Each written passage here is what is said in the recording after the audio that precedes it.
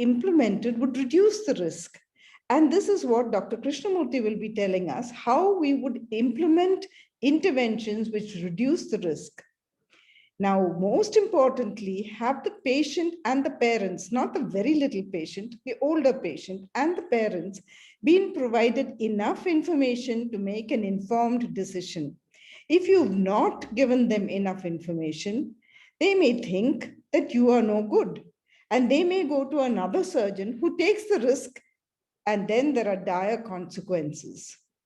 So that's where the evaluation and stratification are important. Next.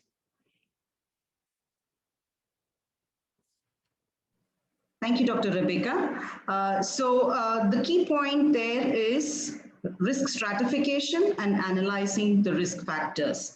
My next question would be to Dr. Krishnamurthy, the surgeon on the panel. If you could please highlight on what do you think are the major risk factors to be kept in mind to ensure wise pre-surgical decisions?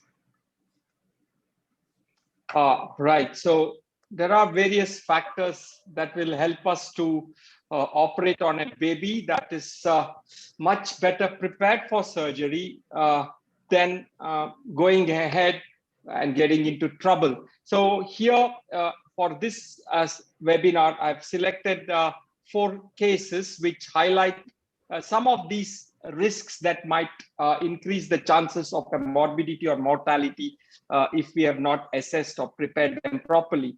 The first one will be a malnourished child, right? Next one. So let us look at a case scenario. So when you're malnourished, you fail to thrive, and failure to thrive could also be due to other reasons. We'll look at that later. And failure to thrive in a child will be a significantly important issue that can then lead to problems when you try to operate them. Now, here is a very, very archetypal case that I sometimes see. In my outpatients, baby was born on the 26th of January at a teaching hospital in my city, was a birth weight of 0.18 kgs, was full-time normal delivery. The mother told me that she was admitted in the NICU just because she was breathing loud. And the weight on reporting at our outpatients was 1.5 kgs. Notice that over a month, the child has lost about 700 grams. And this child also incidentally was being breastfed exclusively since birth. Savita. This is how the child looked when we first saw this child. And it appears like there is malnutrition is a significant factor in this case, but let us focus on this case with the help of our pediatrician in the panel. Yeah, Dr. Agarwal, could you please highlight on how this malnourishment could be handled in children? Yeah, thank you for having me on this panel. It's very obvious that you would expect a baby to gain around 700 to 800 grams in the period. Instead, this child has lost about 800 grams, 700 grams weight, and this child was breastfed. The most important thing is that we have no information on what happened to the baby in the intervening period of 1 month, how the baby was advised when the baby was discharged from the hospital. Was the mother trained about adequate breastfeeding, especially realizing that this baby has cleft palate and would have a lot of difficulty in creating negative suction pressure in the mouth? And was the baby called back to record the weight for a week later? Or if the mother was instructed properly how to assess the adequacy of breast milk? And the 2 most important criteria for assessing the adequacy of breast milk, which should be, I mean, this is known to pediatricians all around, but those health workers who in absence of pediatricians take care of these babies need to know that weekly weight gain of around, say, 200 grams or more in these full-term babies is a very important thing. And second important thing is to advise the mother to look for the urinary output of the baby. So if the baby is waiting the and the baby is gaining around 200 grams of weight per week, these are two very important surrogate markers for assessing the adequacy of breast milk. Many a times we have seen that the mothers try to express milk manually and try to assess the adequacy of milk, which is probably not the correct way. So we have to encourage the breastfeeding. If breastfeeding is not possible, we could do breast milk feeding. And these pumps are very, very useful. They are available in the market. The link has been provided. And there are various makes. They make the job pretty easy for the mother. The manual expression of milk is pretty tiring, but these pumps do an excellent job. And in each sitting, the mother can easily express around 60 to 100 grams of milk, 100 ml of milk very easily. So in addition to this, would you also want to comment about the feeding positions for the baby? Yeah, classically in a baby who has no cleft, we advise this cross cradle position, which you see on the left side of your screen. But for a baby who has a cleft palate, it is advisable to feed the baby in absolutely upright position. And this makes feeding easier for the baby. And at the same time, a vertical position helps to avoid or prevent otitis media, which is a very common associated infections in this baby. That was really helpful. Thank you, Dr. Agrawal, for that. Dr. Krishnamurthy, could you please highlight on how was the malnourishment handled in this particular child? Right. So one of the interesting things that I need to point out to you, I told you that this child was delivered at a pediatric, a teaching hospital, and you heard from Dr. Agrawal that there might have been some lapses in not training the mother how to feed and also to have a follow-up. But the interesting thing was I just was talking to her as to why she landed up in our hospital 4 weeks after birth. And she told me that she was told that at my hospital, cleft babies are taken care of. She had not a clue that this baby was not thriving. This is something which can be a huge challenge because the mothers sometimes are not even aware that there is a problem. Now, what did we do? It was our neonatologist, pediatrician who admitted the child and then just showed the mother how to feed. You know, in our case, it was manual expression of breastfeeding and Palate feeding. In addition to doing this, she also added some supplements like calcium and vitamin A. She also requested the mother to add some MCT oil, 4 drops after every feed in order to round off the nutrition, and asked her to review after 1 week. If we can have the next slide. And I just had called this patient just a few days ago on the first when I was selecting cases for this seminar. And then 5 weeks later, that is, she came on the 25th of February. And on the 1st of April, this child was 2.5 kgs. Remember, she was 1.68 kgs or 1.5 kgs when she came on the 25th of February. So all we did for this baby was admit, show the mother how to do express breast milk, this time manually, not with a pump, and then add on supplements. And when the express breast milk becomes less, we ask them to add on top feeds. All we did that, and in 5 weeks, she put on 1,000 grams, which is, according to Dr. Agrawal, 200 grams in a week. That's all you need to do, and you have taken care of a serious situation. Thank you very much. So I think the important takeaway message from this case scenario would be tackle malnourishment before scheduling the child for surgery, and it's all about empowering the parents on feeding. Thank you. Now, can Dr. Krishnamurthy please shed some light on some of the other risk factors as well for us, Right. please? So we were talking about failure to thrive as a result of malnutrition.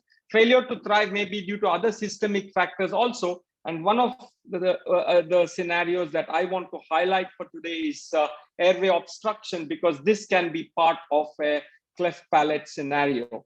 So can I have the next slide, please? So this is another patient which visited us first on the 25th of October, was born on the 25th of October, beg your pardon, and was 7 weeks of age when they visited us in December. And the birth weight was 3.1 kgs. And after 7 weeks, the child had put on weight of only 400 grams. So that is cause for concern. Digging into the history a little before, it was again a full-time normal delivery. Child had an isolated cleft palate with retrognathia, had admitted, this time this child was admitted in the NICU for feeding issues. Feeding was carried out with the orogastric tube, but it was removed when she was sent home. They also found that there was a congenital heart disease on echocardiogram. They found an ASD, which was 4 millimeters. And then the feeding here was straight away with lactogen 1 every 2 hours with a pigeon bottle. On general examination, this was what we found. Most importantly, there was a child on your right side, a very significant retrognathia, and on room air, the SpO2 was 86%, and also the child had some substernal retractions and also bilateral conducted sounds. Savita? So at this point, may I request Dr. Agrawal to please comment on these. And another thing that just stood out in this was the ASD defect of 4 millimeters.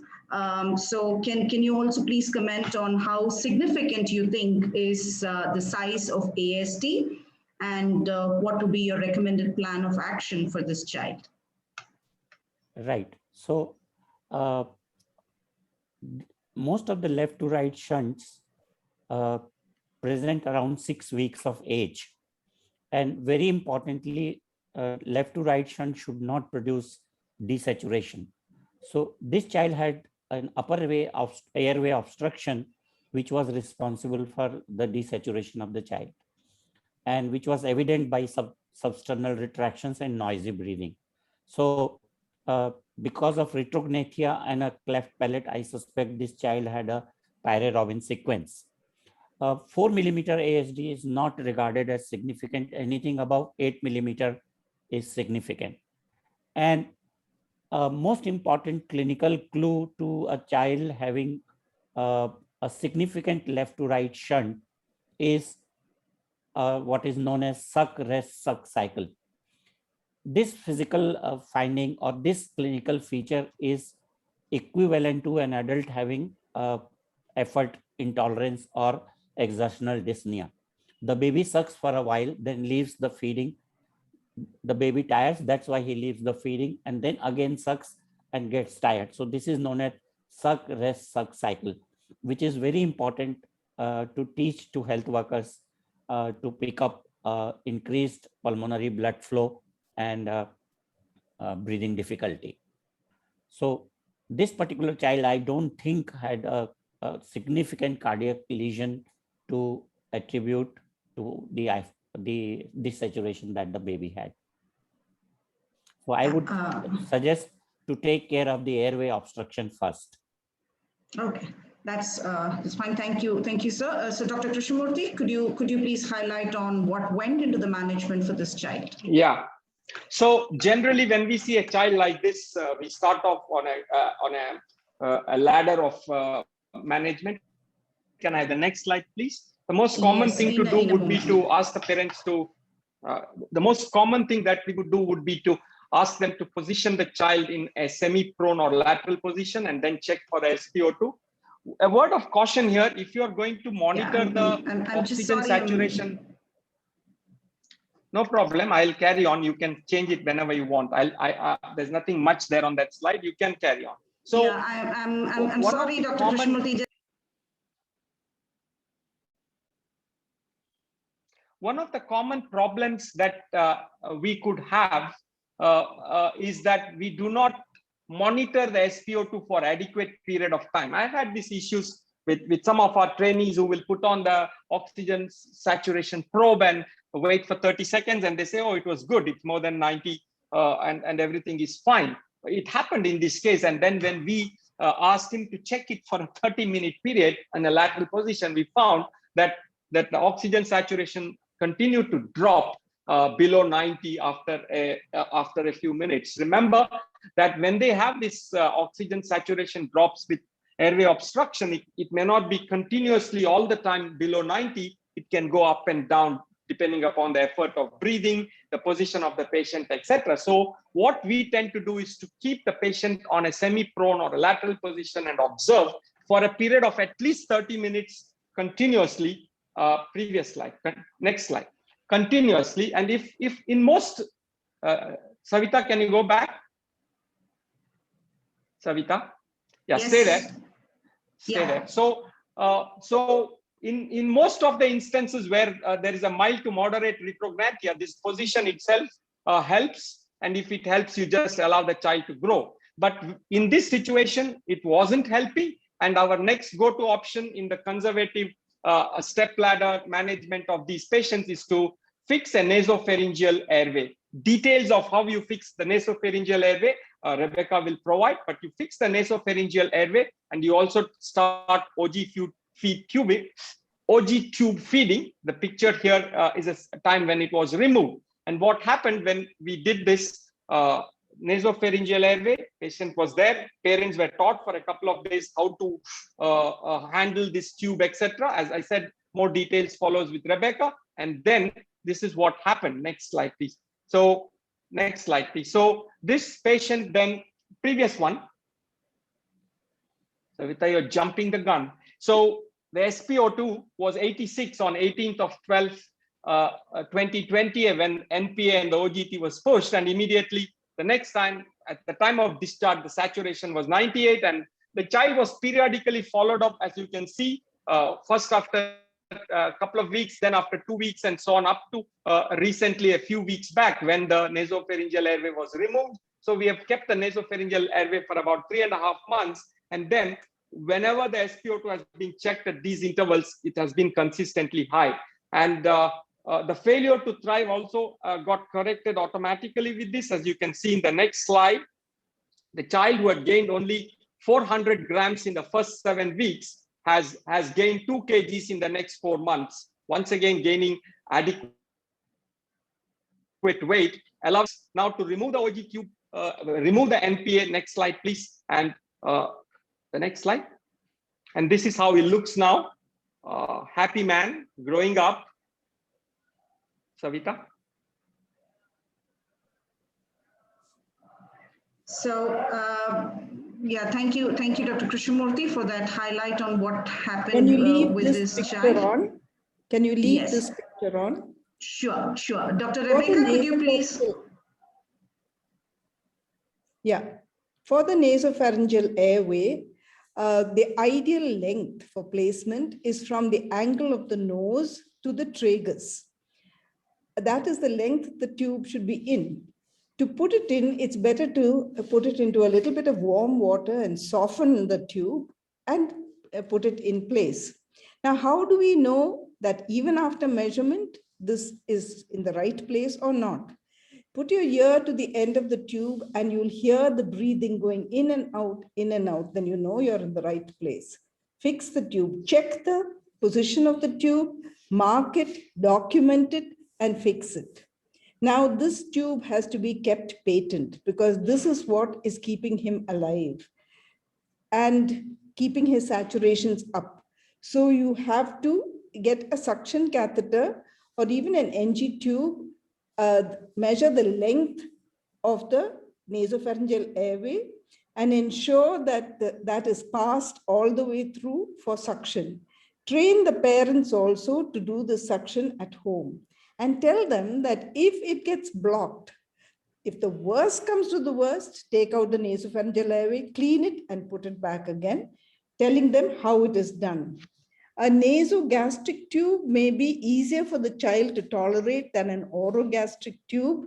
So if you have the nasopharyngeal airway in one nostril, maybe the other nostril can be used for a nasogastric tube. Thank you. Yeah. Thank you very much. So that was, so we've addressed these things. So how can these issues be handled when the child leaves home with the nasopharyngeal airway? So thank you for your inputs on that. So the essential takeaway message from this case scenario for us would be ensure adequate airway, manage airway obstruction and secondary hypoxia before scheduling the child for surgery. Have nomograms available for ready reference during the pre-assessments. So now the next important factor that we're going to be discussing about is the respiratory infections. So can I again request Dr. Krishnamurthy to please share your thoughts on how do you think respiratory infections impact the decision-making process for surgery? Right. So this is usually not a question for the surgeon, because surgeons are trigger happy. We always want to operate at the earliest. I think there are two wise people here who will tell us as to the what are the risks of operating on a patient who has had a recent respiratory infection. What we are trying to spotlight here is a situation wherein your patient with a cleft lip and or palate had a respiratory infection and came to you post the recovery. What are the risks and what are the precautions? What time period has to lapse before you do the surgery is what we want to highlight with this case report. Quite simple findings. Once again, a child that is about 3 months old has been gaining weight reasonably well, has only an isolated cleft of the palate with some mandibular retrognathia. But on the day he came here to us, he had fever for the 7 days, cough, which is later on. And since 2 days, things are becoming more worrying because he's refusing to feed. And the next slide, please. On examination, this is what our pediatrician found, that the baby was lethargic. There was chest contractions that were positive, that there was bronchial breath sounds in the infrascapular region. The heart rate was high, the respiratory rate was high, and the lab investigation on the right revealed that there might be an acute infection happening here. Savita. Yeah, Dr. Agarwal, could you please give us your thoughts on the findings here, the lab investigations and the examination findings, please? Yeah.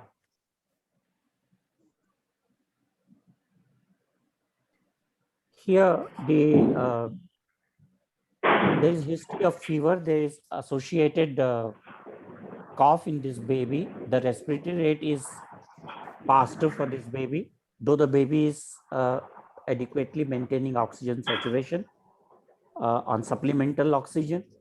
The chest finding is significant in the form of bronchial breath sounds in the infrascapular region, which is very much suggestive of a consolidation in that particular area. And the CRP is high, the WBC counts is high. So taken together, all this suggests a lower respiratory tract infection in this child. Okay, yeah, so thank you, sir. So what further assessment was done on this child, Dr. Krishnamurthy? बहुत दिनों बाद बाजी ने मुझे green tea पिलाई है तो There was this पानी थोड़ा sorry. Yeah, Can we unmute Famina? Can we, yeah. Famina. So yes, we did a chest X-ray. I think Dr. Agarwal will comment on this, whether it reveals what was found on the clinical findings. No, I mean, contrary to what I expected, this X-ray is not showing any lobar consolidation, nor is there, except for some little haziness in this area, which doesn't correspond with the clinical findings which you have mentioned. This X-ray essentially looks normal to me. Okay. So what would be the plan of action for this child? This child would need supplemental oxygen to continue. This child will need appropriate antibiotics for his lower respiratory tract infection. So during the Yes, sir. So during the assessment, what do you think are the pointers to the upper and lower respiratory tract infections that should be looked into? Whenever we say upper respiratory tract infection, the difference between upper respiratory tract infection and lower respiratory tract infection is that cough and running nose, these are two very important symptoms in upper respiratory tract infection. Whereas generally tachypnea is a very, very important clinical clue to the lower respiratory tract infection when the lung parenchyma is involved. There could be many other causes of tachypnea, but it is very important to take home this message that you will hardly ever have pneumonia without tachypnea. So tachypnea is almost a must for diagnosing pneumonia. And we must all realize that there are age-specific respiratory rates for children. So anybody who is assessing these children should have age-specific respiratory rates to pick up tachypnea clinically. Okay. And what are your comments about the chest X-rays and the chest radiography? Chest X-ray is a part of assessment, but you do not, in the field condition, you do not necessarily need a chest X-ray to diagnose in a small child who is having symptoms and signs compatible with a lower respiratory tract infections. If you have the facility, you can have the X-ray as the second X-ray is clearly showing consolidation on the right side. Very important message is that you don't radiologically follow up these children for a radiological cure. The radiological clearance of the images may lag behind and take a longer time to clear up. It may take even 4 to 6 weeks for the X-ray to clear up. So there is no need to have frequent or follow-up X-rays if the child is clinically doing better, which is the bottom line in monitoring these babies. Okay, thank you, Dr. Agrawal. Dr. Rebecca, can I please have your comments on when do you think surgery can be done after such respiratory tract infections? Ma'am, could you please unmute yourself?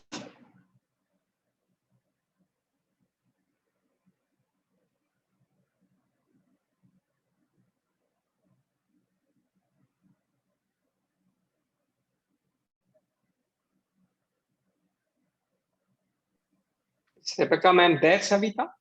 Yeah, she is. Can she is there. Can you see her? Yeah, okay. Yeah, I see her there. Yeah, she's trying we to can unmute. ask Mamta to unmute otherwise. I think she's finding it difficult to unmute herself. Can the host unmute her?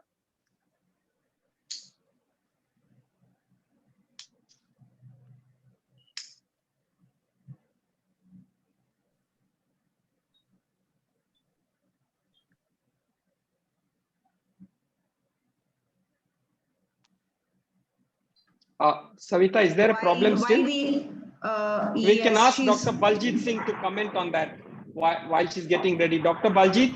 Well, I think let her do it because I think she has some thought process into it. That's right. But if there is a technical problem here. No, Dr. Rebecca, we are not able to hear you still. Madam, can you unmute, now, please? can you hear me? Yes, Yes, yes, loud and clear, ma'am. Okay, the thing is that I couldn't see the pictures. So what I would like to suggest, just give me a minute, I'll get the pictures on here.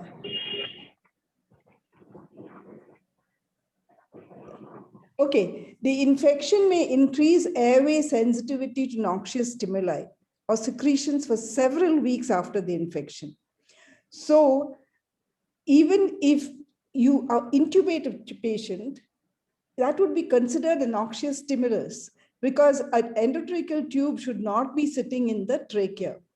Now, the incidence of all respiratory related adverse events in children with respiratory tract infection, especially upper respiratory tract infection, is much, much greater than in normal children. They say 9 times greater than in a normal child. And if I have to put in a tube, it's 11 times more than the airway, than this risk. So now, when do you propose to do this case? Now, bronchial hyperreactivity is seen in children with ERTs lasting up to 7 weeks. But you and I know that every child seems to pick up a respiratory tract infection, a cough and cold, every 5 or 6 weeks. So do we wait for the 7 weeks and the child develop another ERT? But whatever is decided, we won't wait that long. So though there's no consensus among anesthetists, we do not do the case within 2 or 3 weeks. We wait 3 to 4 weeks, give the child good physiotherapy and maybe steam inhalation. And then remember, most of these are viral. They do not need antibiotics. It may be lower respiratory tract infection may require antibiotics. But remember that all these discussions and deliberations should be documented on the chart. Thank you. So now in case if this child gets posted for surgery, what do you think can go wrong during anesthesia if we do not wait for the infections to be controlled? Well, what the child could have is post-intubation croup. The child can have a respiratory obstruction, and what you would be hearing, there is an obstruction. There could be bronchospasm, laryngospasm, severe coughing, and they tend to desaturate more quickly, leading to hypoxia and bradycardia, and sometimes even a cardiac arrest. So it's really not safe to take up these children in a hurry. So the message from this scenario for us would be monitor for respiratory infections, wait sufficiently, at least for 3 to 4 weeks before scheduling the child for surgery. Yeah, is that fine, Dr. Rebecca? Yes, yes. Yeah.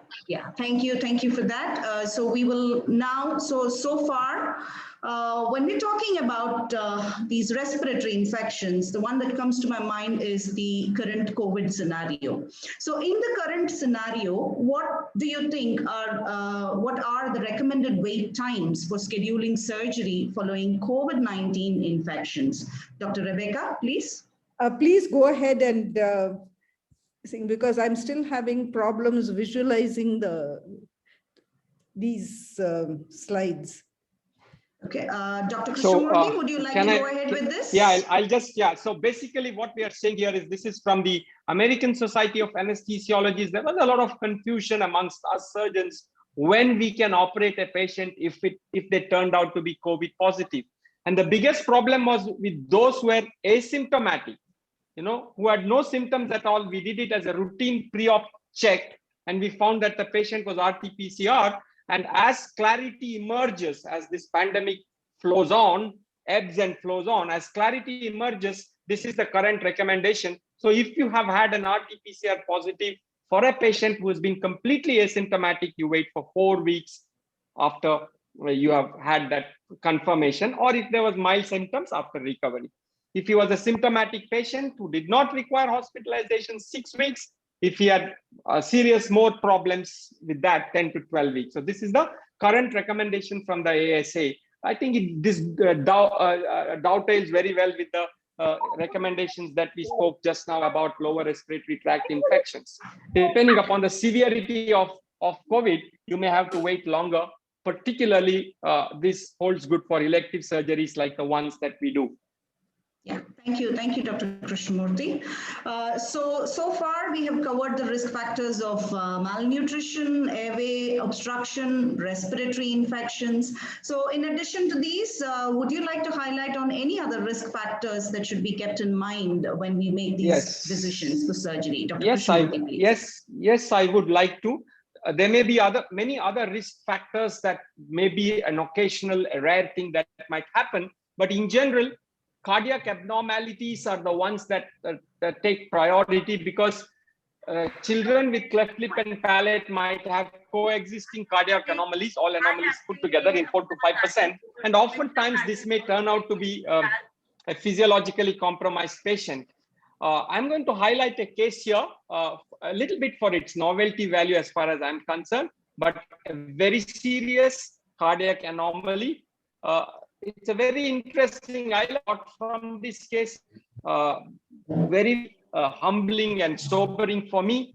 This case report, this was a child that was born in the first week of July as the COVID raged. And as it ebbed, people started coming to us. So you can see that the child here came after 4 months, or the parents brought him. Baby was doing well, had put on 2.5 kgs, had a unilateral cleft lip and palate. As far as we know, did not have any other anomalies. The reason they came in that day was that the child had an upper respiratory tract infection.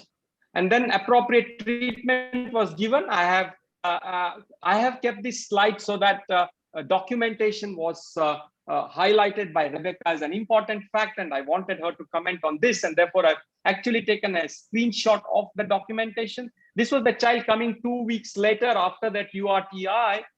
So the pediatrician writes, the baby was reviewed after the completion of the treatment, no current complaints, is active, playful, growth and development is normal, vitals are stable, afebrile, CVS, PA, NAD, and so on and so forth.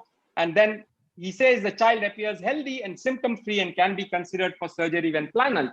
This is the kind of pediatric clearance we normally take. We admitted the child and then took a chest X-ray, which is routine in our unit. We will hear what Dr. Agarwal has to say about that. And this chest X-ray was seen by an anesthesiologist, Dr. Azam, who is there in the audience, and he saw that this was a significant cardiomegaly. Therefore, we requested our pediatric cardiologist to see this child, and these were his findings. The lower limb pulse were not felt. He did an echocardiogram, and he found that there was a severe justaductal coarctation of the aorta, and he advised, don't think about cleft lip surgery now. This child needs an early intervention cardiologically in the form of a balloon or a surgical coarctoplasty. That's what this child has undergone, is now waiting for surgery. Savita. Dr. Agrawal, can you please comment about the chest X-ray and the findings in here? Yeah, it is fraught with danger to kind of assess cardiac size in a small baby who is lying supine. But this X-ray shows a significant cardiac shadow which is enlarged, and probably the child has cardiomegaly. In this particular child, I think if we were more cautious and would have palpated the femorals of this child, we would have found a brachiofemoral delay. So a coarctation is definitely likely to produce a femoral delay. And at the same time, I think if blood pressure would have been recorded, there would have been hypertension, which would have been picked up in this child. So any small baby who has one kind of abnormality, one must always palpate the femoral pulsations. And if the baby is, say, in the neonatal age or just post-neonatal, it is a good custom to record pulse oxy saturation in the right upper limb and one of the lower limbs, so that you can pick up flow across the ductus, and if there is a difference in the saturation in the preductal and postductal situation. So in many countries, this neonatal screening is now being used to pick up critical cardiac lesions. So it may be a good idea to examine the baby, strip the baby completely, feel for the femoral pulses, record the blood pressure if facilities are there, and record pulse oximetry saturation in right upper limb and one of the lower limbs. Sir, could you also just comment on what could have happened if this child was, if this condition was not identified and if this child was taken in for surgery? This child could have had acute left ventricular failure, could have had hypertensive emergencies. He could have intracranial hemorrhage because of high blood pressure. So a lot could go wrong with such a child. Okay, so that brings us to the very important takeaway message. Do not compromise on the pre-surgical assessment. Adequate documentation is very, very important, and do a detailed evaluation to pick up any coexisting congenital abnormalities. So before we wind up this section on the wise pre-surgical decisions, can I request Dr. Agrawal to please sum up on the essentials of the pre-surgical assessment? Right. So as we learned from the first case that there was a time lag when the child was born and when he first presented to the surgical setup, and it must be happening to many kids who have not been followed up in the interim period, and a vital period might have been lost. If somebody was looking regularly at the growth chart, at the weight gain, those mistakes, those flaws could have been avoided. So it's very essential that the baby is seen as early as possible, and the field worker, if the access to Sorry about that. the field workers, if pediatricians are not available, can easily weigh the child and record the weight gain. If it is possible, it should be plotted on a growth chart so that they can follow the trajectory of the weight gain and they can see the trend. Normally, the tendency is to say this system NAD, that system NAD. It should be replaced by recording the actual numbers of the vitals. And everybody who is assessing these children pre-anesthetic for a pre-anesthetic checkup should have the age-specific nomograms, because the heart rate, the respiratory rate, etc., is very variable and very difficult to remember for us, even for regular checkups. So it is good you can refer to the charts, have it pasted on the wall or have on your desktop or whatever, and have easy access to this all the normative data. And then at least once the child's saturation should be recorded, as we discussed, pre-ductal and post-ductal. Specifically, if you are worried about a cardiac lesion in these children, and we are mostly worried about ASD, VSD, PDS, which would manifest around 6 weeks of life. So a health worker should be able to understand the significance of suck cycle, which would say that the child is having a compromised respiration. And for after acute respiratory infection, it is prudent to wait for 3 to 4 weeks and follow the COVID guidelines, if which will not be mostly operable in such small kids, but I think we should have the guidelines known to everybody.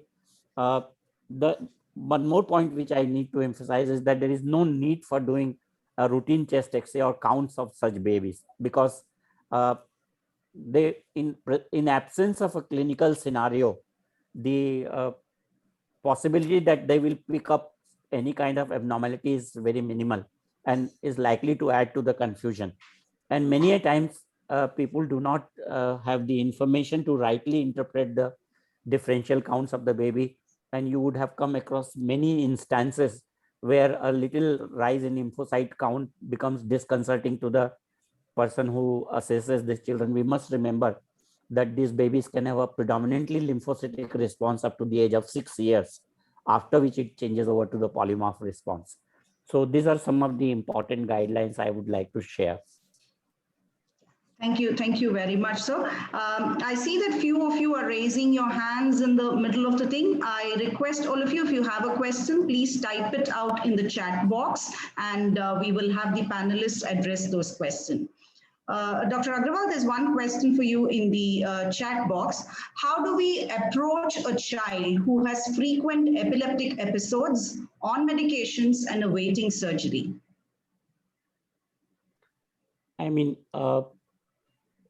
a child who has frequently epileptic episodes, there are two important things which need to be considered. One, whether the compliance or adherence of the drug intake is good or not. That is most important. Even if the child misses one dose of anti-epileptic drug, the baby is likely to throw fits very severely. Secondly, what the type of epileptic seizure which the baby had, so it becomes imperative to recheck what the type semiology of the epilepsy is and what kind of drug the baby has been put on. If the baby is on wrong dosage, or I mean wrong drug choice, the baby will not respond. Then second important thing is that check the doses again.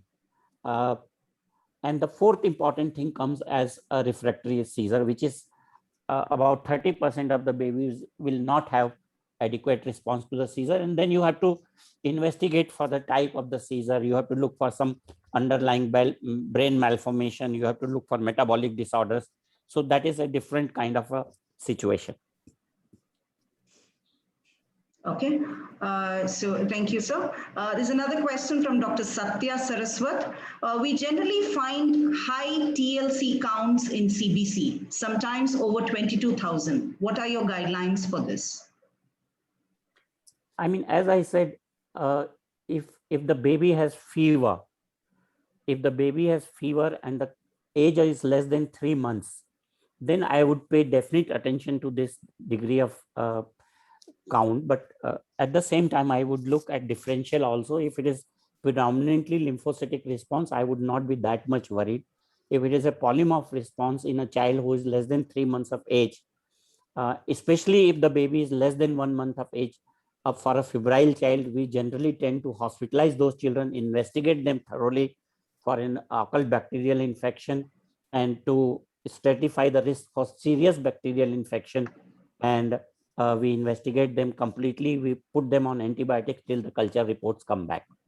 So it is age related, and depending on the clinical scenario, and especially in present era, whether the child is vaccinated against two important organisms like pneumococcus and H flu, which are the two most important bacterial organisms associated with occult bacteremia and serious bacterial infections.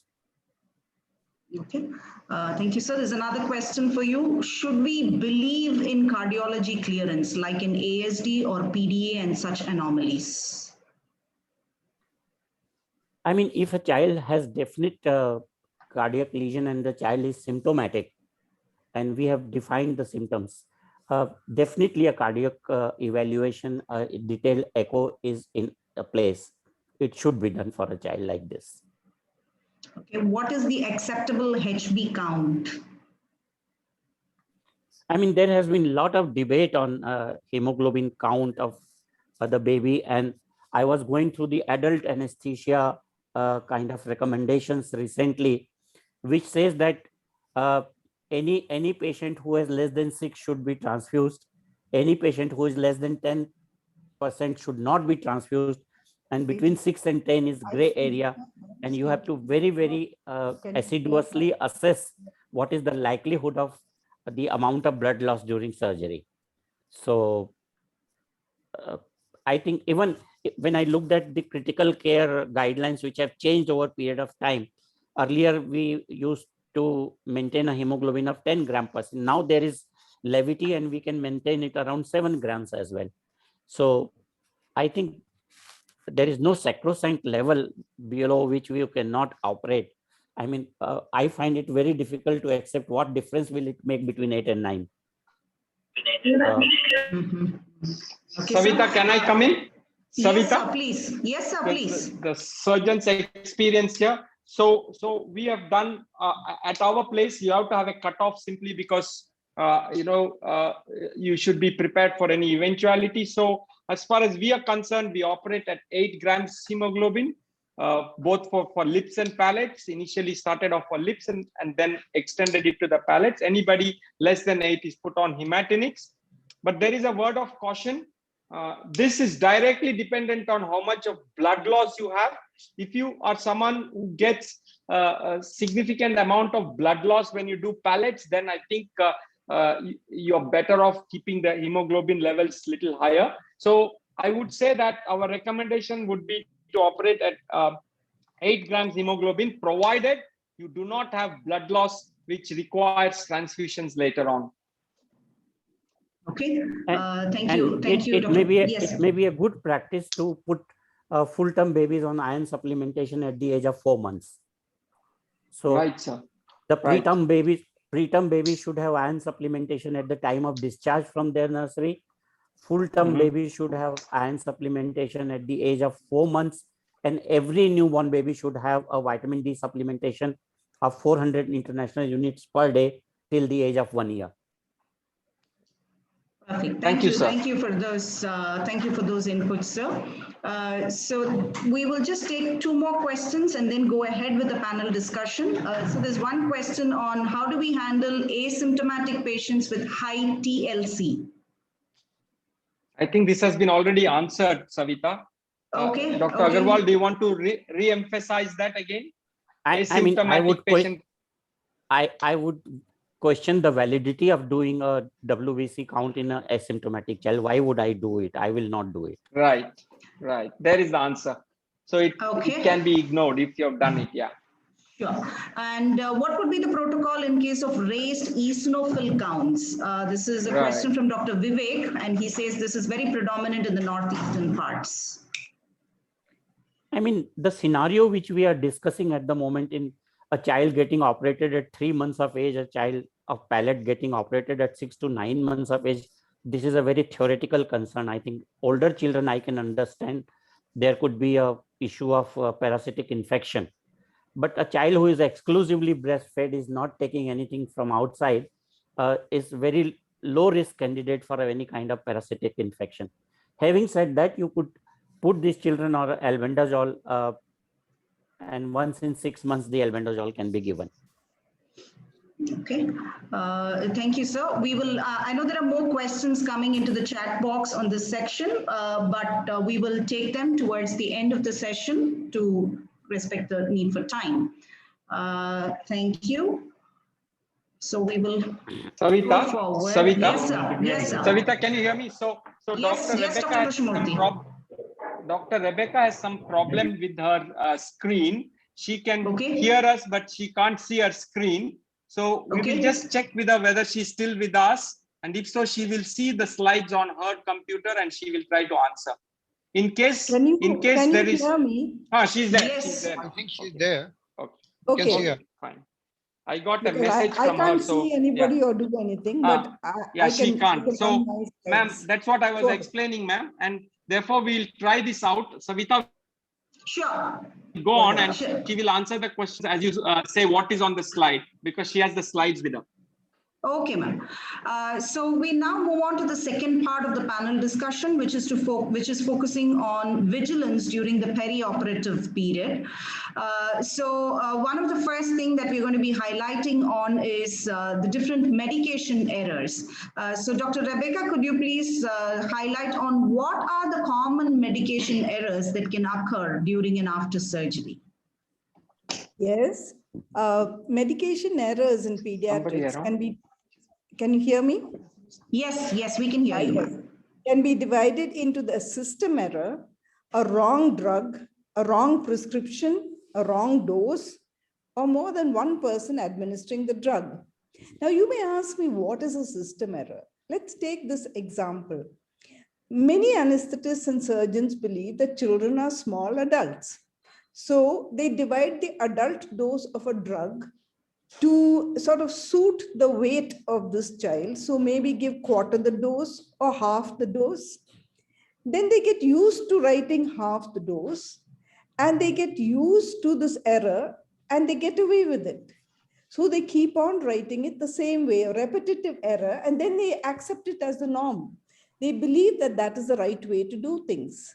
However, we know that when children, we should be calculating the dose according to milligram per kilogram body weight. So let me go on to the next slide, which will tell you, and we'll go to each of these, which will tell us how these things came about. Now, the cases that we are presenting, both Dr. Krishnamurthy and I, all of them are Smile Train cases, and we've dug deep into our files and we found the appropriate cases. Now, this is a 7-kilogram baby for a kiloplasty. The pre-medication ordered was glycopyrrolate, 1/3 ampule, and fast from 5 a.m., case starting at 11:30 a.m. The nurse uses a 2 ml syringe and draws the drug up from the 3 ml. Remember, the glycopyrrolate came in 2 ampules, a 3 ml ampule and a 1 ml ampule. Now the nurse couldn't find a smaller ampule, so she takes the bigger ampule, and it's written 1/3 ampule, so she's taken it and she's giving it. Now the surgery per se is very short, but the child is dehydrated and febrile by the end of surgery. Febrile partially due to the glycopyrrolate, partially because he's dehydrated. The treatment is a paracetamol suppository and tepid sponging ordered post-operatively. Monitors in the way of sponging and pulse oximeter because it keeps alarming continuously. So the nurse says the monitors are in the way, so they remove it. Now at the end of this procedure, there's hypopyrexia, seizures, vomiting, aspiration, hypoxia, and cardiac arrest. The nurse panics and sends for help. Now, what did we learn from this? We've learned that we need to know the drug and we need to write up the dose in milligram per kilogram body weight. Whether it's IV or IM, its mode of action and side effects, I need to know. Fasting guidelines. Now, clear fluids are maximum 3 ml per kg, should not have any pulp, but it's better to give it with a sweetener, with sugar. And it can be given up to 2 hours prior to surgery. Now, summer is coming on, and if we fast them for longer periods of time, we're going to have dehydrated, hungry children. A paracetamol suppository is unreliable because its absorption is not very good. The monitors should be on at all times in the operation theater, in the recovery, and in the ward, we should have an SpO2 at least. Even if there's movement, we should try and keep the monitors on. The nurses are to be trained to recognize the signs of impending trouble and call for help early. Shall I go on to the next case? Could you highlight with the second case scenario as well? Yes, a 2-year-old post-palatoplasty has had a cardiac arrest in the PACU. We don't know the cause, maybe an airway obstruction. Now, all the doctors are there. There are 2 anesthetists, pediatricians, surgeons are all on hand, and they feel that you need to give adrenaline and atropine. 2 nurses hear the orders, they load the drugs, they feel they don't have time to stick a label on, they pass it to the doctors who give it to the patient while cardiac massage proceeds. Now, the ECG is connected and shows VF. What is required is defibrillation, not adrenaline, in the treatment. Now, what do you think we have learned from this? The drug should be labeled, and it'd be good if you can get sticky labels to put onto the syringes. But more importantly, the doctors should ask for the drug by name and dose and dilution. Atropine 0.1 milligrams or adrenaline, whatever. This should be verbally announced. The nurse should close the loop, because when the nurse draws up the drug, they should then say, this is atropine 0.1 milligram and give it to the doctor who's going to give the drug. Now the other nurse will hear this and she'll know that atropine has already been given. So she may then get the adrenaline ready. They won't be giving the same drug. The other thing one should do is document all drugs and actions contemporaneously. Now it's difficult to do it if you're short of staff and nobody's expecting you to write down all this while you need to do work to do CPR to get the child alive. But as soon as the incident is over, you should sit down and write all the drugs and actions taken should be written down and documented. Now, all these areas, the OT and recovery room should have CPR flow charts because it is not humanly possible to remember the drug doses and how it is done at each stage. So drug dosages, defibrillation, everything should be there on a flow chart so that if you have a 5 kilogram child, this is what you need, a 10 kilogram child, this is what you need. So this is what I would say is required in a high tension area. Yeah, Savita? so Yeah. So, Dr. Rebecca, what do you think are the pitfalls in the system, and how do you think they can be modified in order to prevent these medication errors? What would be your suggestions on them?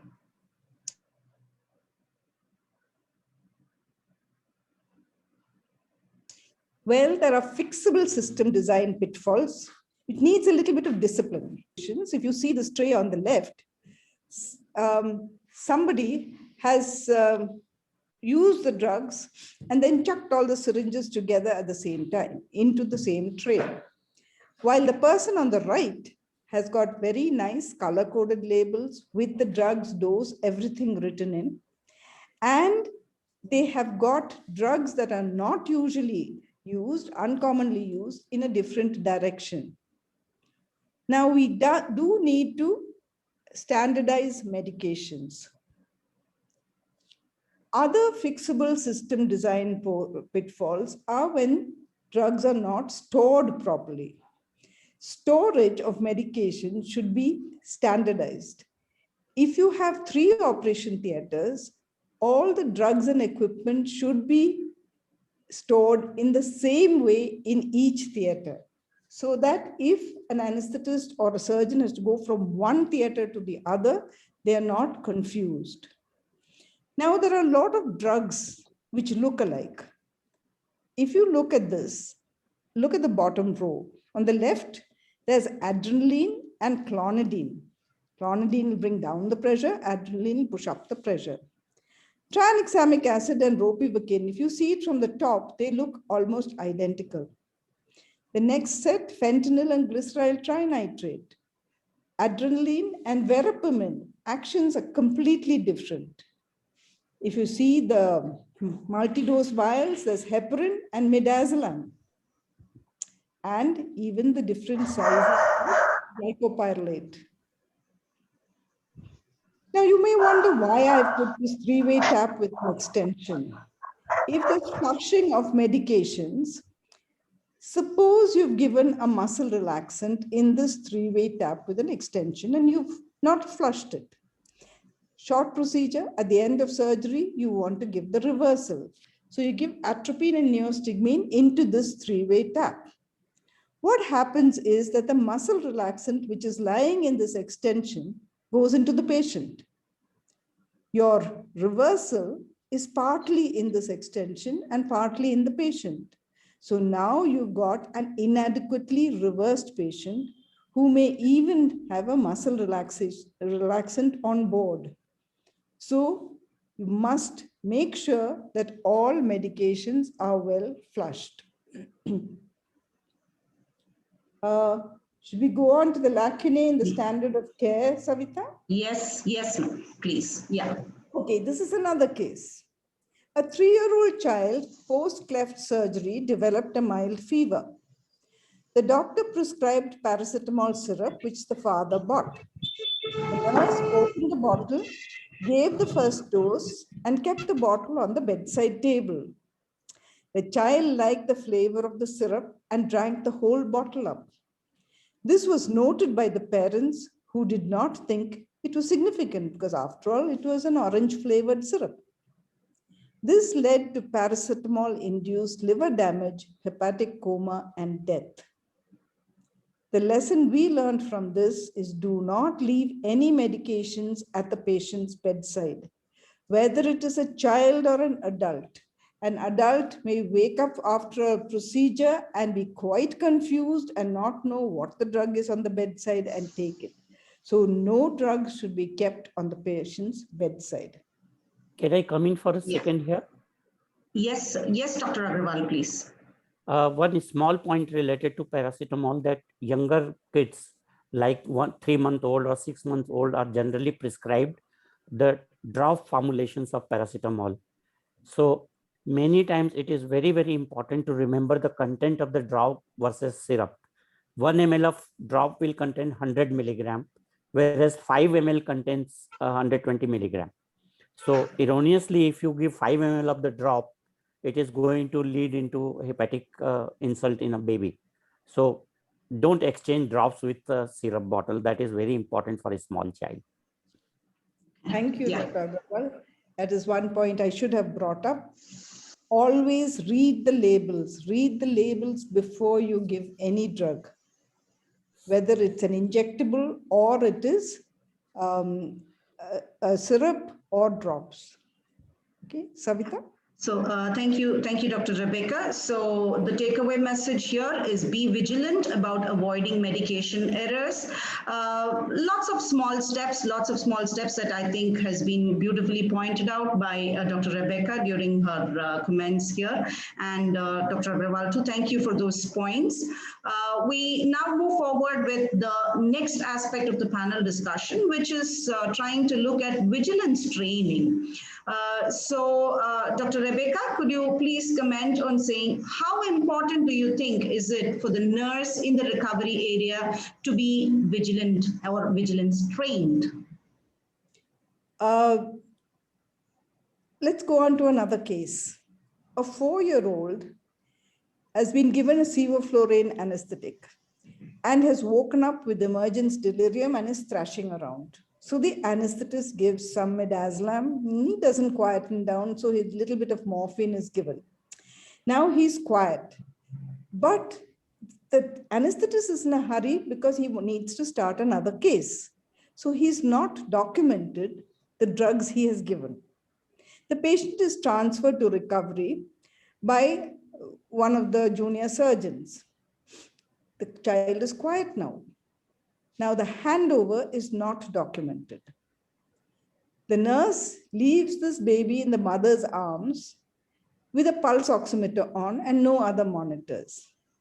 The mother is unaware of the SpO2 drop until it reached 80%. The nurse panics, picks up the baby and runs to OT, where the anesthetist is busy. He's starting the next case. The junior doctor takes a child back to PACU for oxygen, etc. Now, this is something we see repeatedly. With the nurse or the junior doctor, they run to the OT because they think that's the only place where the patient can be resuscitated. So what lessons did we learn from this? The doctor should have taken that extra 5 or 10 minutes to write up the documents, to document the drugs given. And the safety protocol means that he should have got the handover properly done. It is the anesthetist's responsibility to hand over the patient safely to the nurse. And the nurse should insist on this handover. I need to know what you have done with this patient. Now, the lack of vigilance may be due to lack of training. They may be so afraid of the surgeon or the anesthetist that they're willing to listen to whatever they say.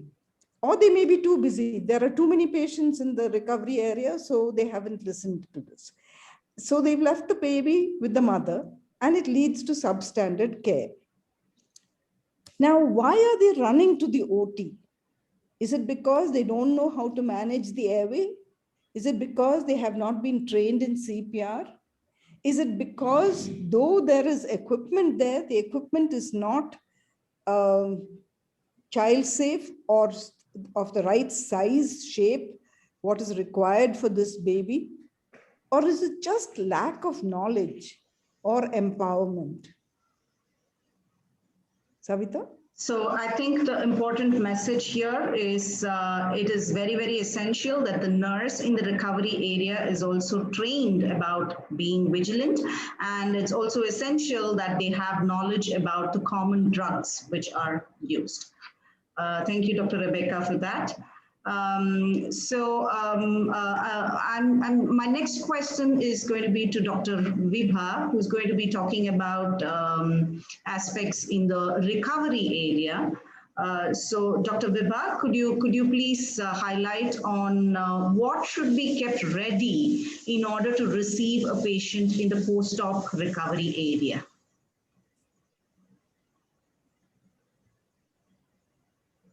Yeah, thank you. Thank you, Savita. I'm actually chipping in for my post-operative nurse who's called in sick at the last moment.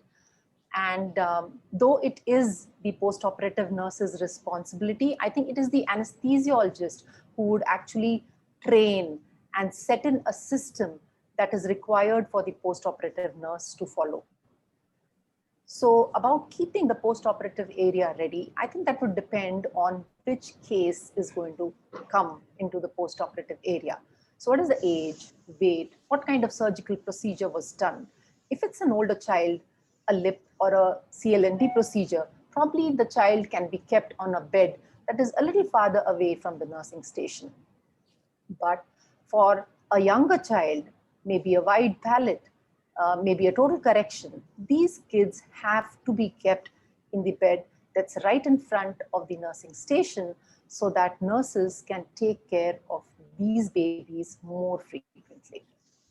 Apart from the location of the bed, other things that need to be available are the oxygen, suction with appropriate suction catheters, monitors with a working pulse ox probe suitable for the size of the baby. So if it's a very small baby, then a pediatric probe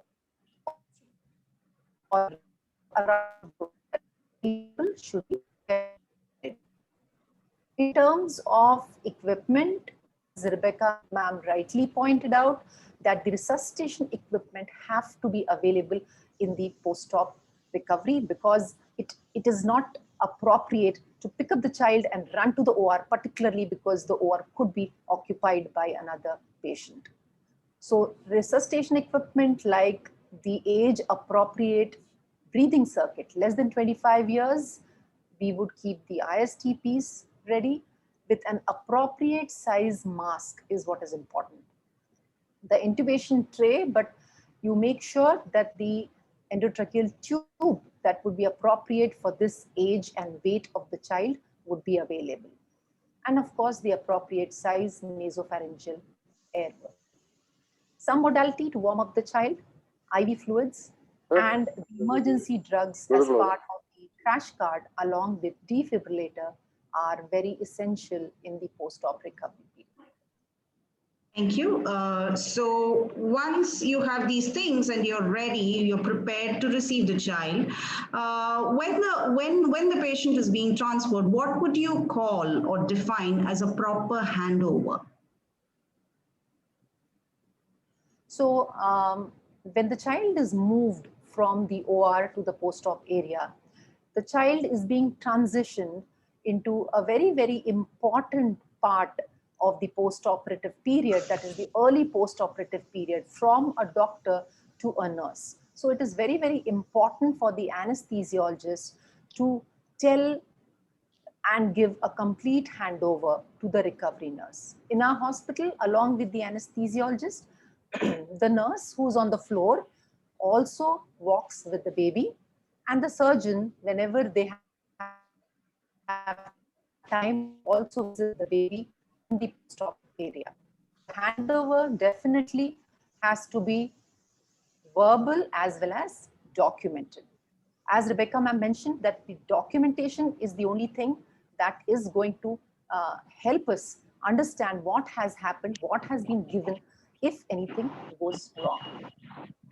Certain components of handover are to start with the pre-operative issues, like if the child had had a pre-operative, say, UITI 1 or 2 weeks back, that the child has received antibiotic and then taken up. Operative, was there laryngospasm or bronchospasm during induction? Was there excessive bleeding? During extubation, was it smooth or did the child desaturate?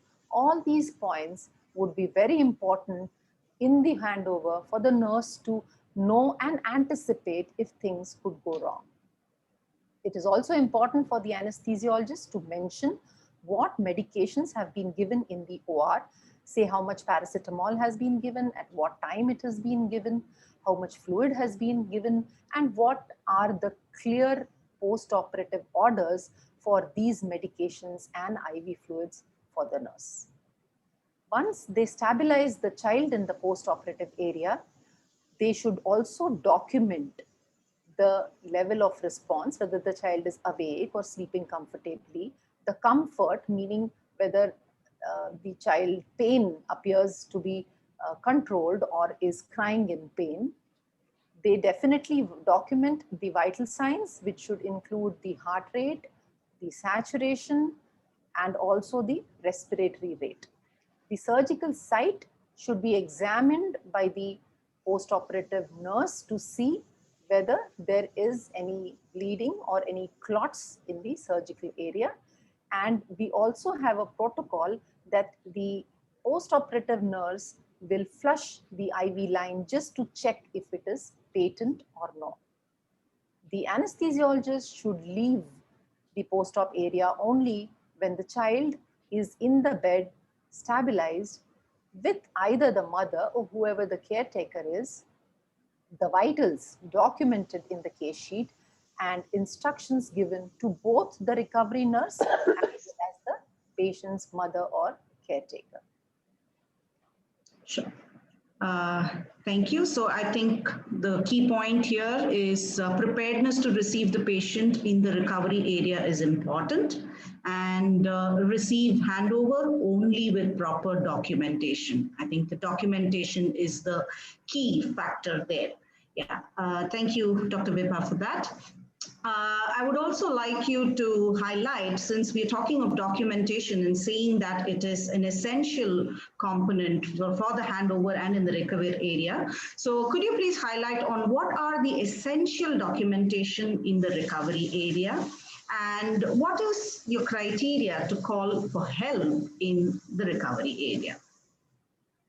So as I mentioned, that the components of documentation would be the level of response, whether the child is awake or sleeping or crying. It also includes the heart rate or the pulse rate, along with the saturations, the respiratory rate, and the temperature. So these are the vital signs that need to be documented. The vital signs are documented by our post-operative nurse for every 10 minutes in the first hour, and then 15 minutes for the next hour, and then documented hourly. Based on the responsiveness and the vitals of the child, she is empowered for help. So this is the that has, and you can see that a recording would highlight how the parameter, if it moves.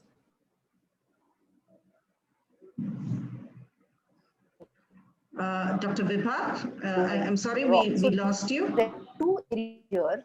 The first, which is yellow, is the clinic.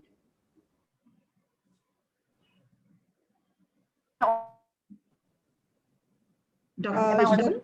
Dr. Vibha, your voice is breaking. Shall I take it from there?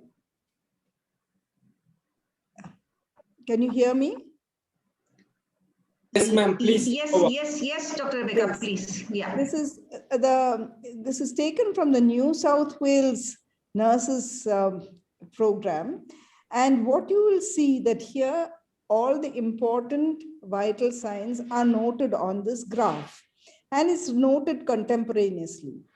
When the vital signs go up into the yellow zone, a couple of times, if you have in the yellow zone, it means it's time to review clinically, maybe to even call the doctor and say that this is deteriorating. But single reading up into the red zone means rapid review. There's something going on. I need help. And it empowers the nurse to call for help, and nobody can question them. Why did you call? We are busy. There's no question of being busy. There are review zones. So it is important that we go, so we empower those in the recovery areas. Vibha, Yeah. are you there? Yeah. Can you hear me now?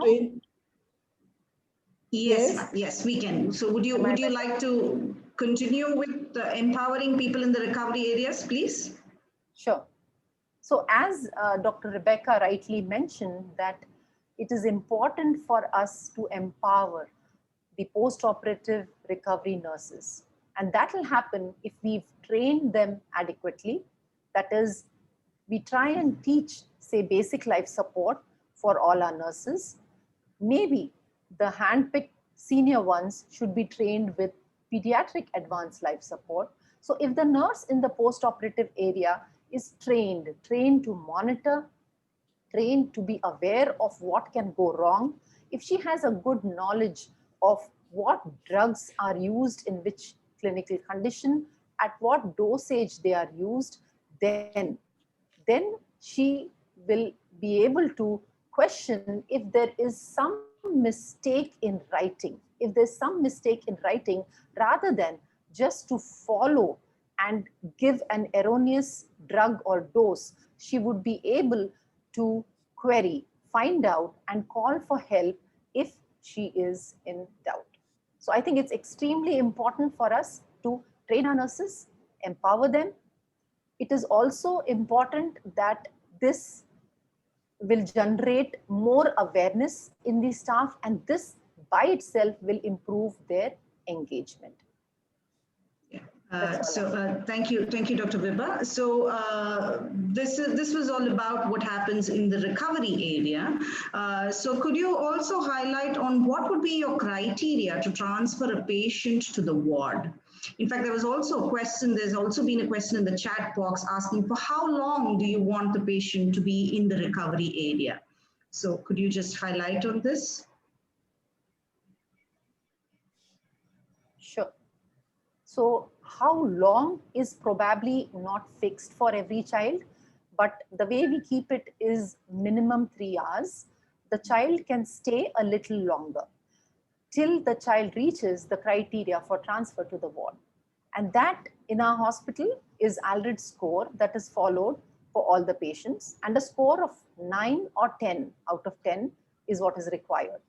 Apart from that, it is important that these kids look alert, playful, the vitals are in normal range, adequate pain control has been achieved, there is no active bleeding or no too many clots in the surgical area. They have been given the first monitored feed. We have this concept of first monitored feed. That is, the first feed, which is glucon-D water, is given by the post-operative nurse, and in that she teaches the mother or the caretaker of how to feed this child. So if the child has tolerated, does not have any nausea or vomiting after the feed, and has also either wet the diaper or passed urine, these are our criteria to transfer the child to the ward. Thank you. Now that you transferred the child to the ward, is it necessary and important for being vigilant even after transferring the patient to the ward? Of course it is. I think being vigilant is the most important component for care.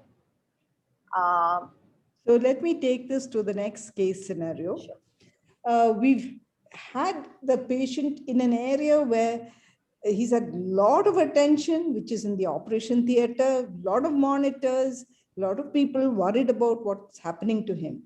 He steps down into the recovery room and people are still a little worried, but they think, okay, 3-4 hours in the recovery room, we'll send him to the ward. And once he comes to the ward, everyone feels that the child is better.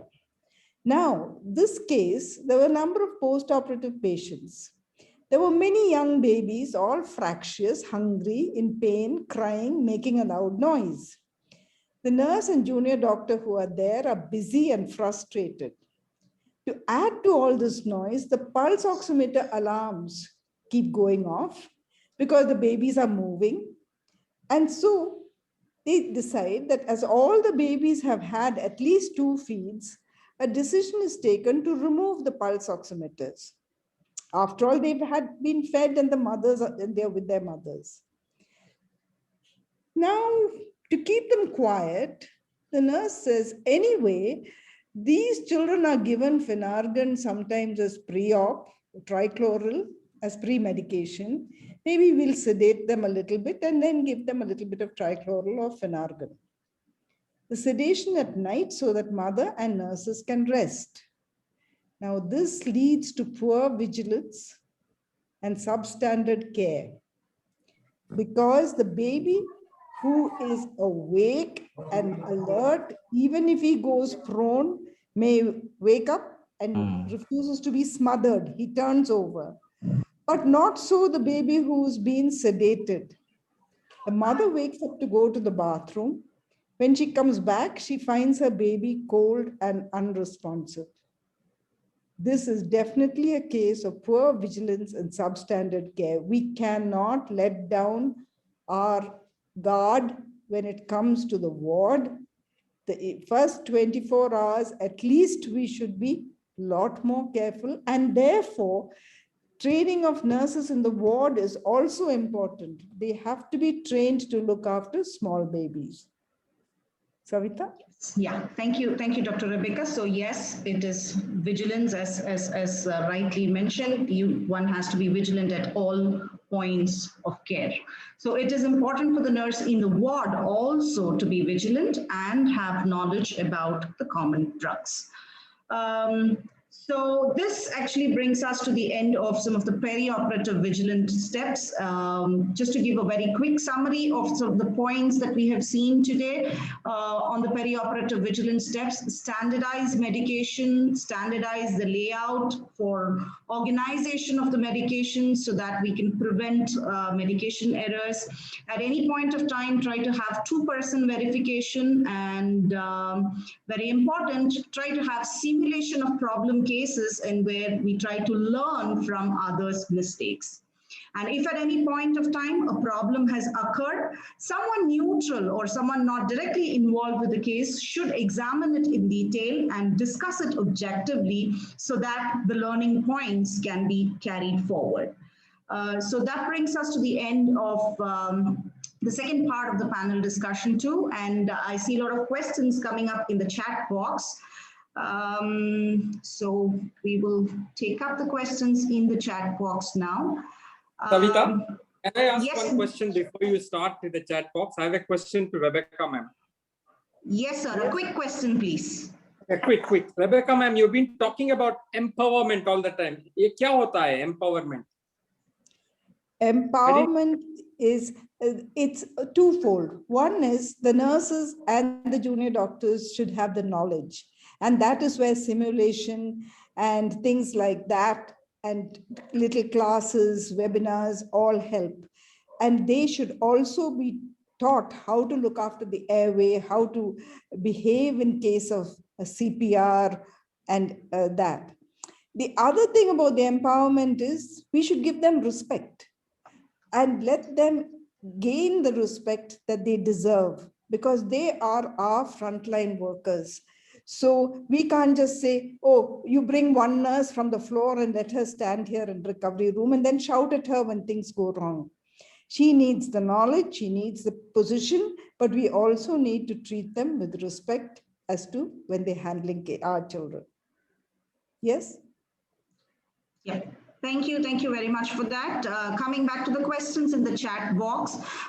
So this is going to have questions regarding both the sections. There's some more questions in part one. As far as cleft lip is concerned, acceptable weight for surgery is around roughly 5 kgs. What is the acceptable weight for operating on a child with cleft palate? Dr. Krishnamurthy, would you like to take this? So if you look at Smile Train guidelines, there is recommendations only for cleft lip. So there's no fixed. There is a Smile Train guideline for the age at which, the minimum age at which you can do, but there is no guideline for weight. What we tend to follow, and this is what our senior colleague Dr. Mukund Reddy does, it's an arbitrary number. We tend to take up pallets when they're 7 to 8 kgs of weight. Okay, thank you. Dr. Agrawal, is there anything that you would like to add to this?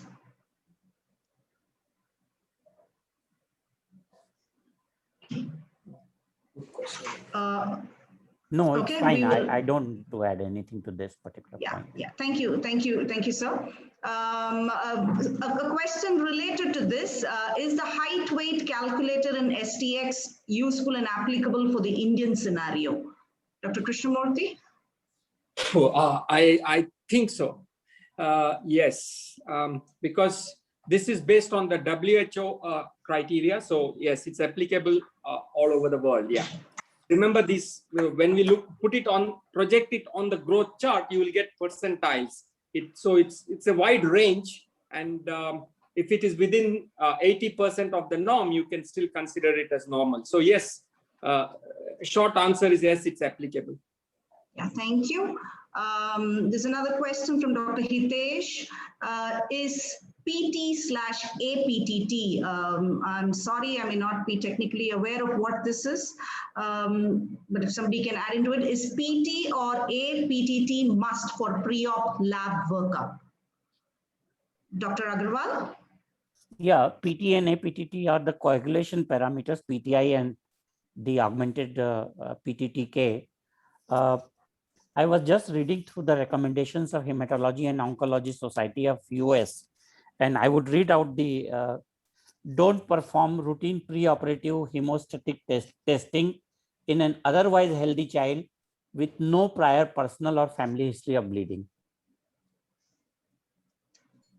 Okay. I don't know what is followed in your system, but doing a test in a child who is healthy and no family history may bring stress to the family just because of financial reasons. And if the test is abnormal without any clinical significance, that can add to the confusion. So in a child who has no family history or personal history of a bleeding disorder, this test do not add to the value. Okay, thank you, sir. This is another question here. May I ask Dr. Rebecca to please take this question. What is the recommended pre and post-op NPO duration for babies below 2 years? NPO in children below 6 months of age, if they are breastfed, 4 hours before surgery of breast milk and 2 hours before surgery of clear fluid. If they are above 6 months of age, it is 6 hours and 2 hours. Now, we advocate sugar in the fluid or maybe even apple juice, non-pulp, and the maximum quantum is 3 ml per kg. Now, the European Society has said that they can give it even 1 hour before, but most of us stick to the 2 hours before clear fluid. Sure. Thank you. There's another question for you, Dr. Rebecca. For an emergency surgery with URI, what is the best strategy to extubate a child? What emergency are you going to have for Smile Train? Is Dr. Prakash here? Would you like to add on to this, please?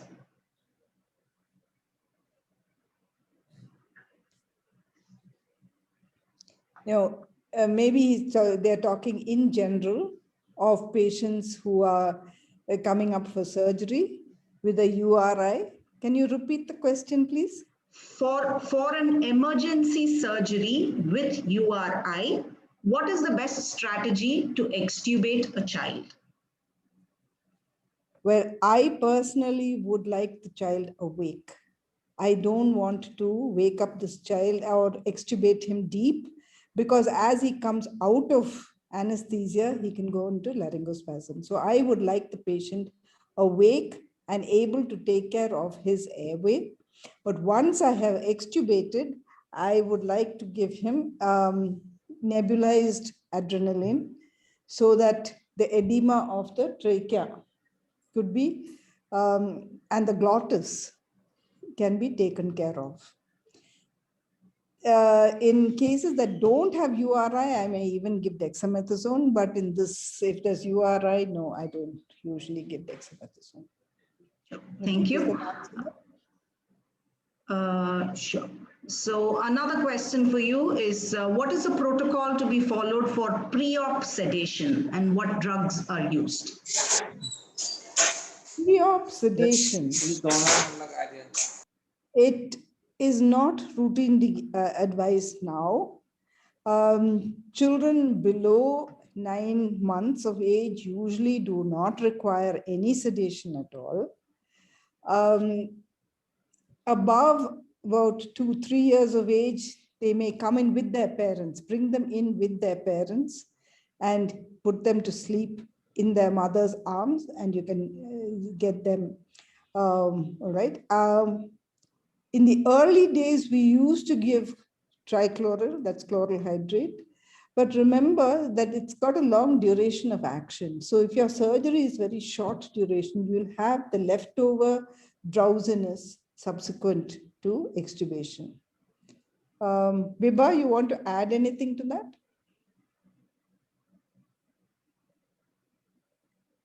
Dr. Vibha? Yeah, sorry.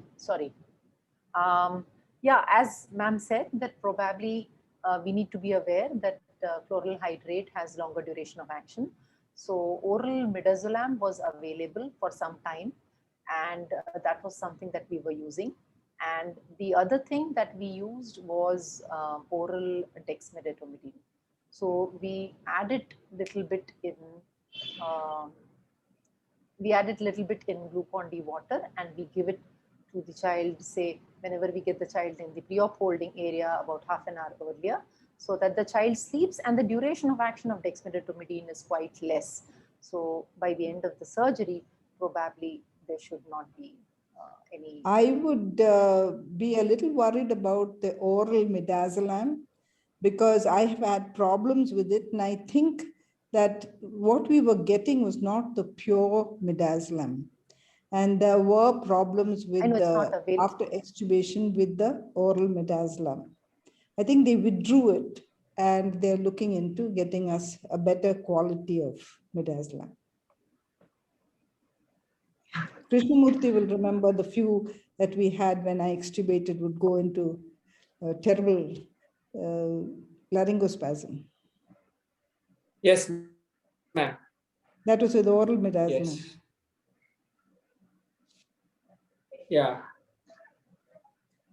Yeah, okay, thank you on that. So the next question, we could have Dr. Rebecca and Dr. Krishnamurthy address this. So this is Dr. Iqbal talking about his recent experience, maybe just yesterday. Child was maintaining saturation, but after surgery of the correction for palate, does it result in any breathing, difficulty in breathing? So does correction of palate result in any difficulty in breathing? That's a question. May I take it first before Rebecca ma'am comes in? Because you can tell him about how I lean over your shoulder, yes, saying, is it a long palate? Is it a long palate? Yes. So you could have this problem immediately after doing a cleft palate repair. But there are two aspects to it. One is it could be a mechanical partial obstruction because the palate was deep and now it's very close to the posterior pharyngeal wall, as Rebecca ma'am was saying. And if you anticipate this, one of the things to do is to leave a nasopharyngeal airway.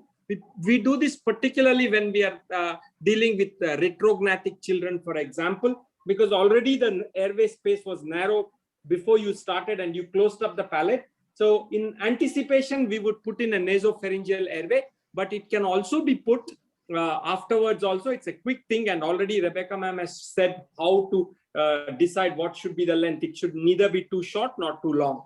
But having said this, this is something where Rebecca ma'am will come in.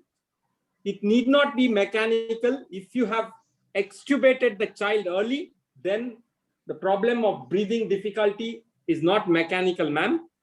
Yes. It could be incomplete or inadequate reversal of the muscle relaxant, or the child may have had too much narcotic. So you have to eliminate all the other problems. The one other thing about the nasopharyngeal airway, please, if you're leaving a nasopharyngeal airway, document that it is a nasopharyngeal airway. I have seen nurses connect the ambu bag to this, thinking it is the nasotracheal tube. So they should know that this ends in the posterior oropharynx and not inside the trachea. So documentation is very important. So don't think that it's just airway obstruction. It could be due to the drugs you have given, due to the muscle relaxants, or due to the child's basic problems of a very large tongue in a very small jaw. Yes? Thank you, Dr. Rebecca. Dr. Krishnamurthy, there's another question for you. There is frequent issue with the surgeon's gag obstructing or compressing the ET tube. Can we have a permanent solution to this?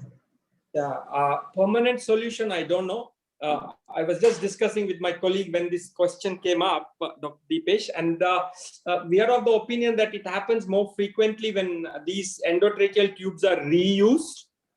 So that could be one reason, because it tends to get softer if you have sterilized it or whatever. That is one reason why it could happen.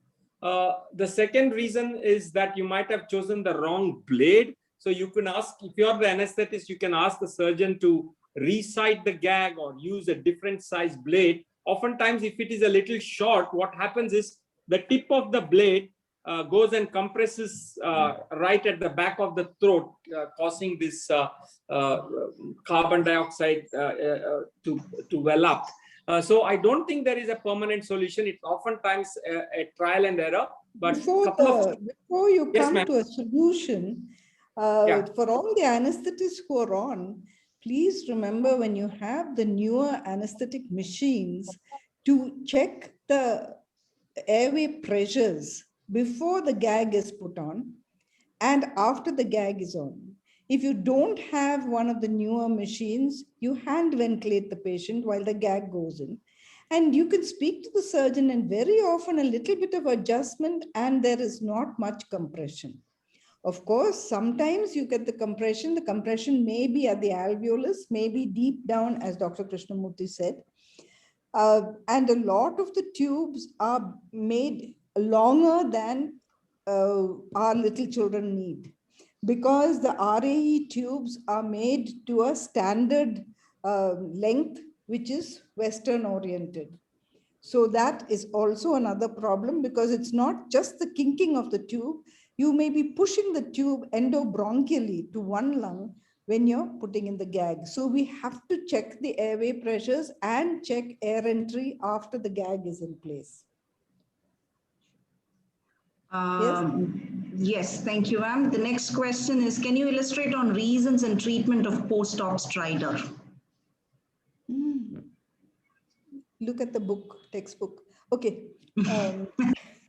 Post-op stridor could be, most often post-op stridor is because you've used a tube too large, or you've used a cuffed tube and inflated the cuff to a pressure which the child cannot handle.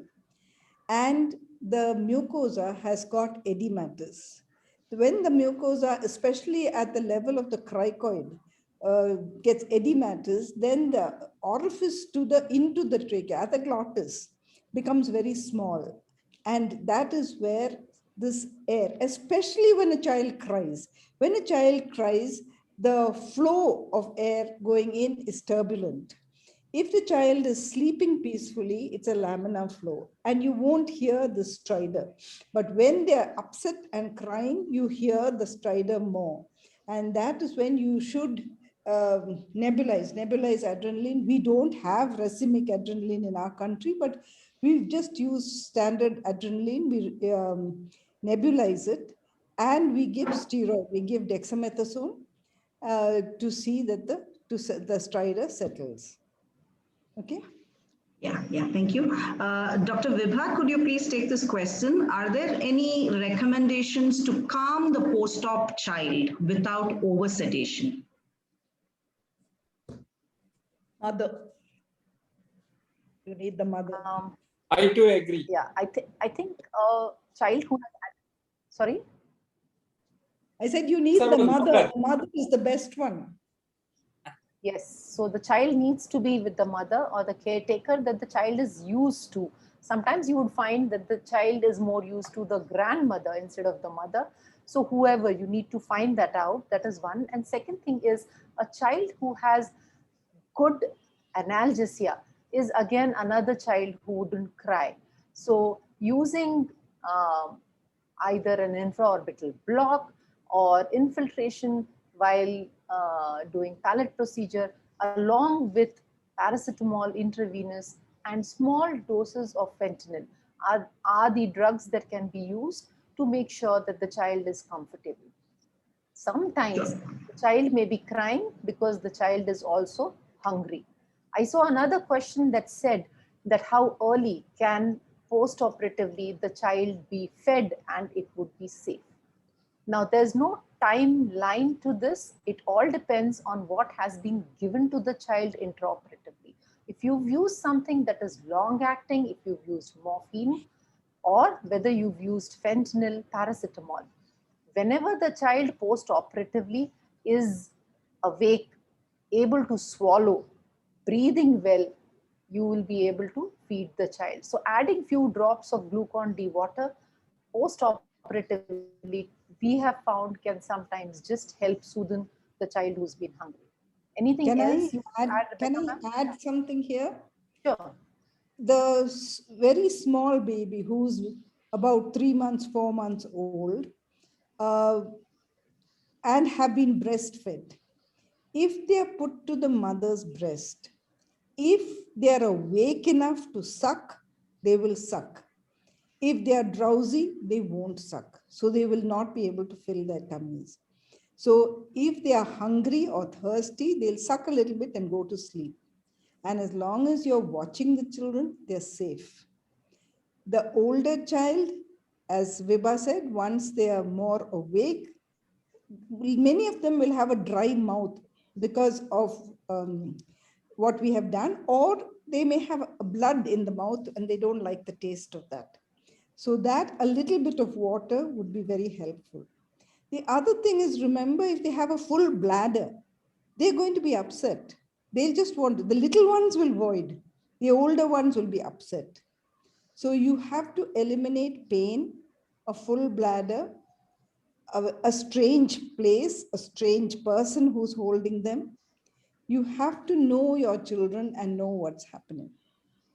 Perfect. Thank you. Thank you very much. I'm going to request all the panelists to be brief with their answers. I see a big list of questions coming up in the chat box, so we need to hurry up. Question for Dr. Krishnamurthy. Can right-handed laryngoscopes be made available to avoid the blade getting stuck in the more common left side clefts? Answer, wrong person to ask. Rebecca. Dr. Rebecca, please. Why do you need a right-handed blade? To avoid the blade getting struck in the more common left side clefts. That's what the question says. You go retromolar and you can intubate from the opposite side. There's no problem with the same blade, or use a straight blade, which you would use like you do use a rigid bronchoscope from the back. Sure. Okay. Another question. Right-sided laryngoscope is more difficult for somebody who uses the left-sided one all the time. Yeah. It wouldn't be easy. Okay. What amount of adrenaline should be given in the nebulizer? This must be with respect to your previous answer. Yes. You take the nebulizer, put 0.5 ml. Remember that what you're nebulizing, all of it is not going into the patient. A lot of it is going out. If you're standing close to the patient, you are also being nebulized with adrenaline. So it's not, the total dose is not going into the child. There's very little going into the child, and it's going in as he breathes. So I can answer that in regards to what we do in group. We use 0.5 ml per kg. I mean, it is much higher doses than what we normally use of adrenaline, 1 in 1,000 and maximum of 5 ml. So that can be nebulized.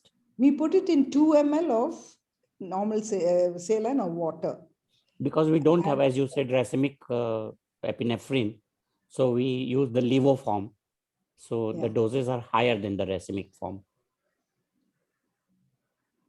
Dr. Agarwal, a question for you. Can we adopt some guidelines of not testing for coagulation parameters routinely, or is there a need for more relevant recommendation to adopt? very hard question to answer because that needs a policy decision at very higher level. I was just reading through the recommendation of American Society of Hematology and Oncology that the yield in a child who does not have any personal or family history is very minuscule. So that vis-a-vis chances of your abnormal test coming back are very high.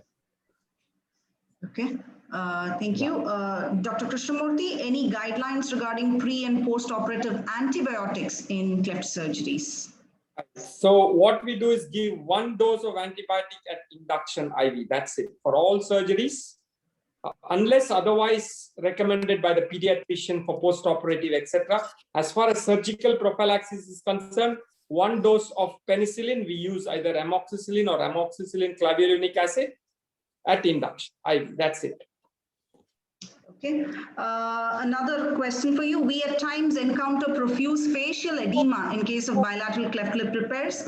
Any recommendation apart from cold fermentation and elevation? TLC, tender loving care. Thank you. That was really brief. Some children, especially the ones with retrognathia, tend to develop acute or late onset tongue edema after palatoplasty. Panelists' experience on this? I can answer this. In all yes, Dr. Krishnamurthy. In all my experience of 20 odd years, I've had one child whose tongue blew up like a balloon. You know, when I went into the ward in evening or next morning, the tongue was outside the mouth. It's really, really scary. But it's subsided with some steroids, but it's really scary. But only once I've had this experience, Praveen. Okay, so that brings us to the end of the questions in the chat box. I just see one new question that has come up. Okay, this would be the last question. How long does a patient who has undergone palatoplasty be under liquid diet? Dr. Krishnamurthy? Only for that night. From next day onwards, you can start taking soft. Generally, what happens is on the day of surgery, they're very reluctant to swallow. So we don't push them. If they accept it, fine. Otherwise, we continue IV fluids. But from next day morning, I don't mind if they have soft diet. Don't advise them to have sticky or hot food. That's all. The most important is to keep the mouth clean. So we advise them to give a sip of water after every feed because babies can't rinse their mouth. Okay, so that brings us to the end of the questions in the chat box. Thanks to all the panelists for their participation and patiently responding. So for the quick wrap up, safety is something that's multifactorial in nature, and I don't think there's any quick fix remedy to safety. And there are plenty of things. And I think even in this webinar, we have only managed to touch upon the salient ones. I'm sure there are many things beyond that. But yes, one has to remember there is no quick fix remedy to safety. And we have to be sure that we take every single small step towards ensuring safety. Thank you very much. Over to Mamta.